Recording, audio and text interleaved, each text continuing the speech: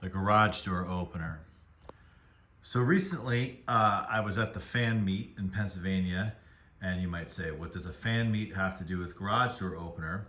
And one of the subscribers to the channel, and someone I consider a friend now, asked me if I was into garage door openers. And while I'm not in terms of a hobby, but certainly I've had my fair share of experience with them, now owning multiple homes throughout my life with and living, growing up living with in a two-car garage family, having garage door openers, and kind of working with them when I've needed to, but really haven't had to do anything major with them. So I'm limited in experience and what to look for. So I thought I would do this video, maybe not so much for a learning video for anyone out there, but a learning video for me. So, but before I do, the same individual asked me about the Lincoln, asked if I did not bring the Lincoln to Pennsylvania, but here he is kind of just hanging out in the garage. I actually haven't probably had it out in about 2 weeks. And and the reason why this sounds like such an excuse is because the Suburban is blocking it outside, and I just haven't moved the Suburban because I've been driving the Jeep. But the other thing I want to say is, I know in another video at some point I talk about these lights. They're horrible, horrible, horrible, horrible, horrible for recording. So I apologize if it looks like there's a haze in here. There's not. And it's not doing the Lincoln any justice. So, and I flipped on that light, and there's an incandescent in that. But I haven't addressed the lighting yet in the garage. So bear with me, of course. But so this is a Craftsman half horsepower. And those who know me know I love Craftsman. I have a lot of Craftsman tools. I'm not saying it like Craftsman's the end all be all, but I just always had success with it. I miss Sears so badly. Wish Sears was around. I know you can get Craftsman. You can buy Craftsman in like Lowe's, and they licensed the brand and all that. I get that, and it's a good brand, right? Okay, so I should imagine that at once upon a time ago, when you bought a garage door opener, you would buy it for some place and set up the service with said supplier, right? I'm sure you can go buy a garage door opener and do it yourself, but I gotta imagine most people don't do that. So this home was built in 1978, so clearly this is not a vintage. This is not the original. Now what I'm curious is, what I don't know is, what are the failure points on these things? That being said, with this not being the original, like what can I do to keep this in service as long as possible? The other part of it is, I'm just gonna flat out say it for lack of knowing, is this a good one? Or is this, was this made some odd years ago and it's like, yeah, they were made better 10, 15 years ago than they are today kind of thing? Or is there like a period in time where you go past that time, the quality falls off? That would be interesting to know. The other question I have is, so how frequently should you lubricate the chain? I don't know, I'm familiar with a bicycle chain, of course, and when it needs to be lubricated, as well as a chainsaw when you need to use bar oil, but not so much this. I don't think I've ever lubricated a garage door chain. Now, is this a cause for potential failure in the future, meaning because there's less lubrication, the motor has to work harder? That would be interesting for me to know. Now, it looks like this one is mounted up into the ceiling, which is interesting to me. I don't think I've ever seen that before. I don't like those holes up there.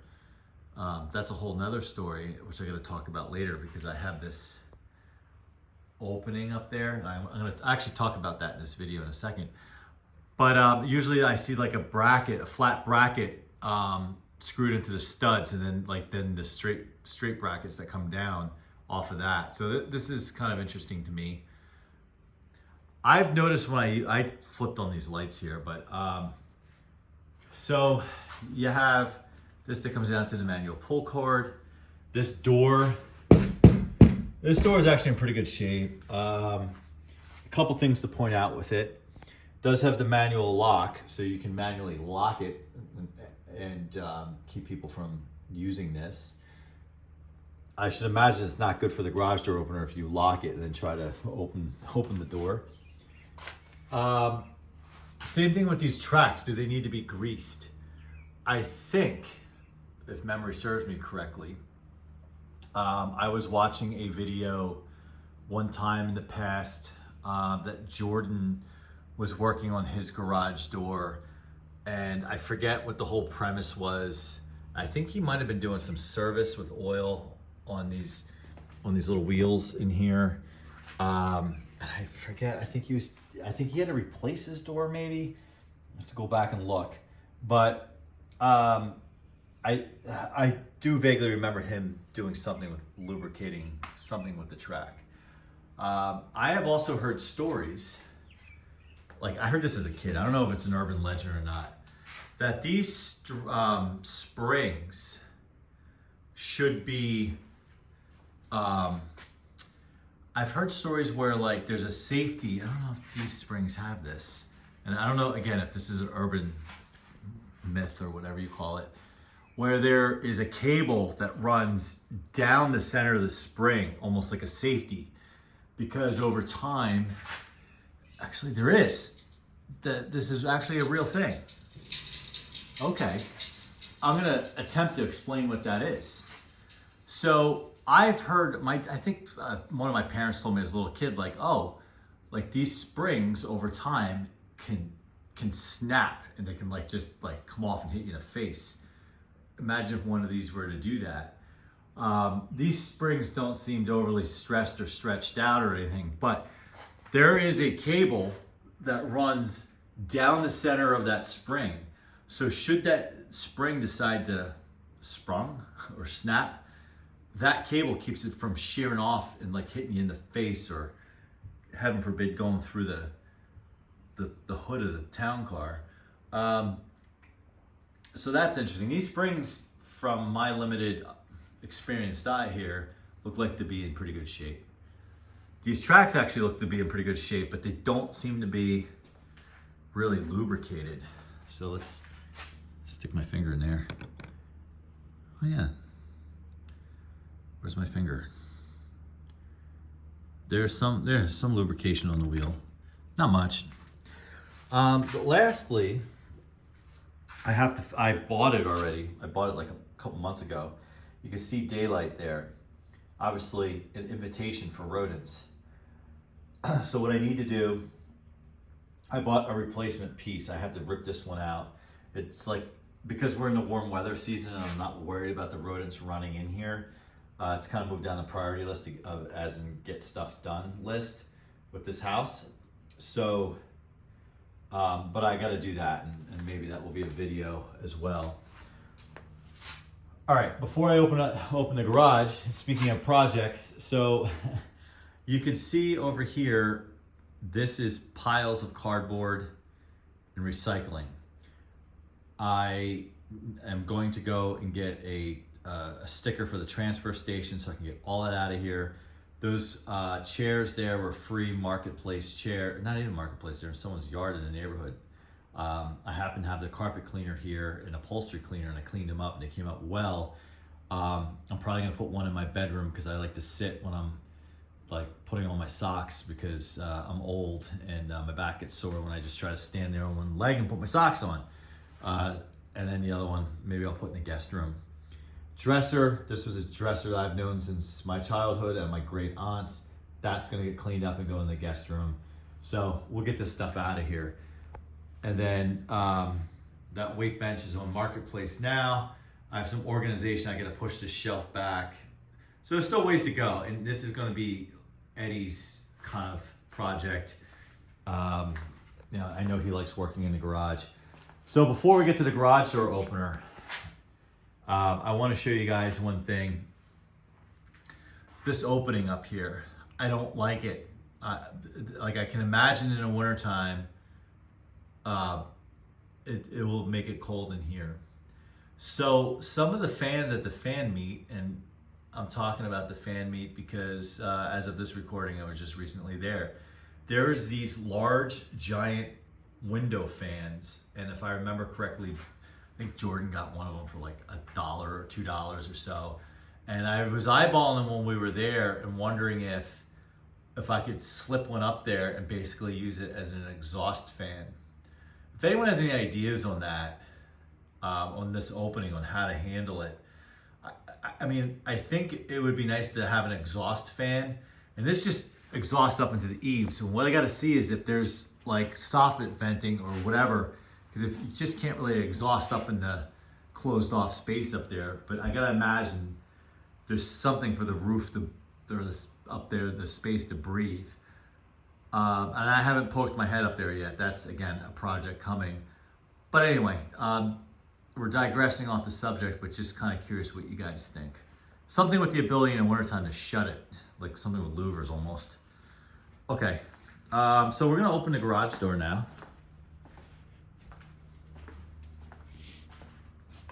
I am so embarrassed how messy it is in here. I mean, we have like weeks of cardboard here. All right, here we go. So I pressed this random lock button on here. I don't know what it does. And then the light, obviously. So let's open it. And if I miss something in here in this video, comment and I'll do it again.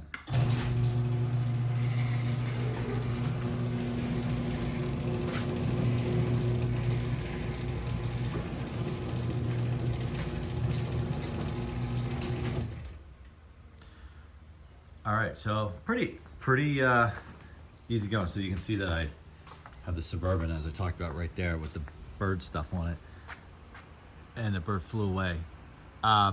Incidentally, this scrub pine and the one behind it they're gonna meet their fate with a chainsaw, hopefully sooner rather than later, because you can see the pine needles everywhere.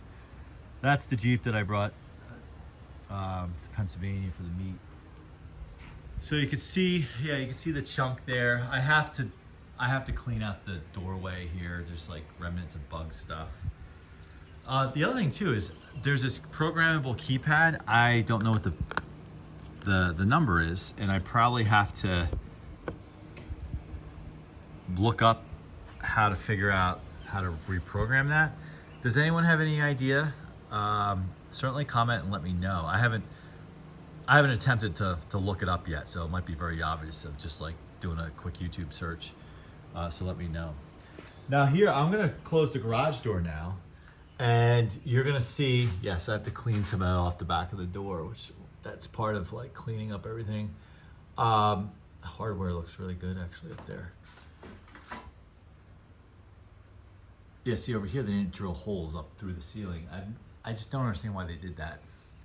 So what I'm gonna do is close the door, and I do have a problem when I close the door. I have to hold the button down, and I do understand there can't be an obstruction between these beams here that go across, and I thought I took care of that. Well, as there's like a plant. What the heck is that? Okay, looks like maybe that's the problem. It's like, that's damp, which is weird. Maybe I just solved the problem. So what's happening is I have to hold the button down to get the door to close. It's been like that since I've moved in here. And yeah, see, the lighting gets better when we open the door. And I'm gonna hit the button once and see what happens. Yeah, see, this is what I get. So if any of you out there can help me understand what that is, I'm gonna press the lock button. Maybe it's locked. Nope. Yeah, so there's something here, and like I said, I've looked at that beam that goes across. I obviously just found an obstruction with that little weed growing there, but it's gone, so I can't see what this is. So any tips would be greatly appreciated. So I'm gonna hold the button down.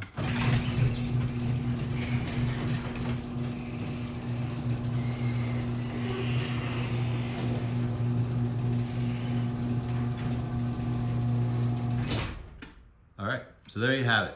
So there's my garage door opener. And there's how it goes.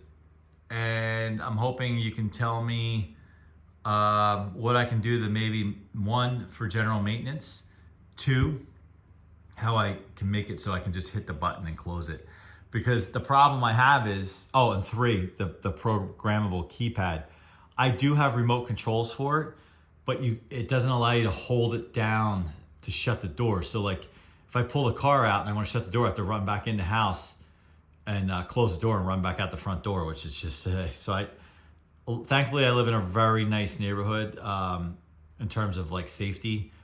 I just leave the door open and go. And I've always had the attitude, yeah, go ahead, steal whatever you want. Just go steal something. I'm joking, obviously. I don't want you to steal anything.